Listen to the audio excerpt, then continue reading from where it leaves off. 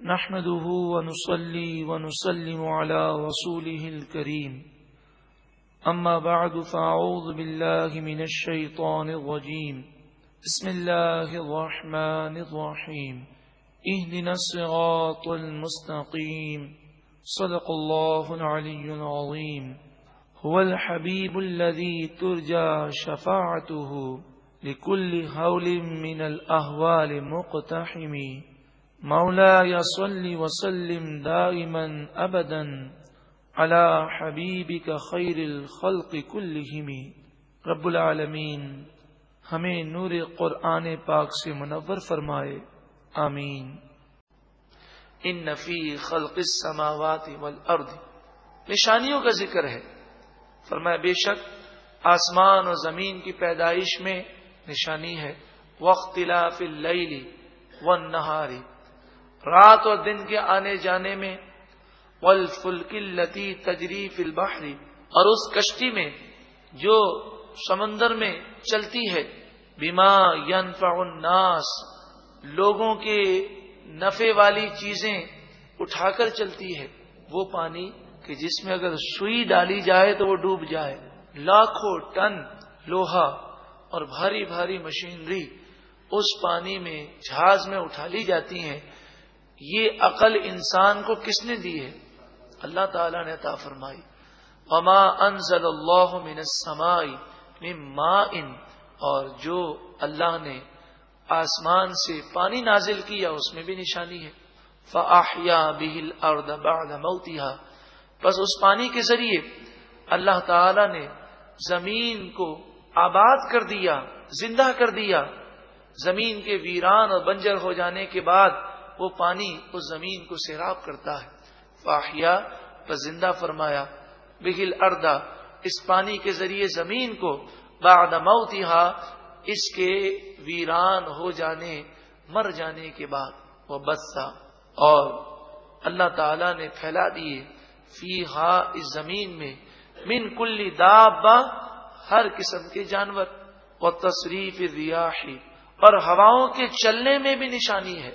آج سائنسدان یہ تو کہہ سکتے ہیں ہوا کا دباؤ کا رخ اس طرف ہے، ہوا میں نمی ہے، ہوا میں خشکی ہے، یہ تو بتا سکتے ہیں، مگر نمی کو خشکی میں تبدیل نہیں کر سکتے، ہواؤں کے رخ کو چینج نہیں کر سکتے، اور آندھی چلے تو دنیا کی کوئی طاقت اسے روک نہیں سکتی۔ والسحاب المسخر بین السماء والارض، اور ان بادلوں میں کہ جو آسمان و زمین کے درمیان لٹکے ہوئے ہیں، معلق ہیں اور بیچ میں چل رہے ہیں، لآیات، ضرور نشانیاں ہیں، لقوم یعقلون، اس قوم کے لیے جو عقل رکھتی ہے۔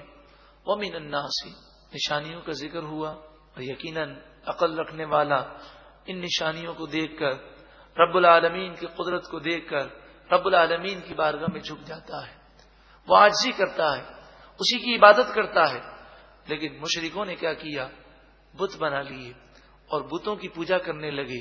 فرمایا ومن الناس من یتخذ من دون اللہ اندادا، اور بعض لوگ وہ ہیں جو اللہ کے مقابلے میں برابر والے مقرر کرتے ہیں، بتوں کو خدا سمجھتے ہیں۔ یحبونہم کحب اللہ، ان بتوں سے ایسی محبت کرتے ہیں جیسے اللہ سے محبت کرنی چاہیے، وہ ان بتوں کی پوجا کرتے ہیں۔ یہاں تک کہ مشرکین کا عالم یہ تھا کہ اگر کوئی بت کو برا کہتا تو وہ بت کی محبت میں آ کر خدا کو، نعوذ باللہ من ذالک، اللہ کو برا کہنے لگ جاتے۔ اس قدر ان پر ان پتھروں کی محبت غالب تھی۔ والذین آمنوا اشد حبا للہ، اور ایمان والے سب سے زیادہ اللہ سے محبت کرتے ہیں۔ ہماری محبت قرآن سے ہے تو اللہ کی وجہ سے، قرآن اللہ کی کتاب ہے، اس لیے ہماری محبت قرآن سے ہے۔ ہماری محبت خانہ کعبہ سے ہے، اس لیے کہ یہ اللہ کا گھر ہے، اللہ نے اسے شرف عطا فرمایا۔ ہماری محبت رسول اللہ صلی اللہ علیہ وآلہ وسلم سے ہے، تو اسی لیے کہ اللہ نے انہیں یہ مقام و مرتبہ عطا فرمایا۔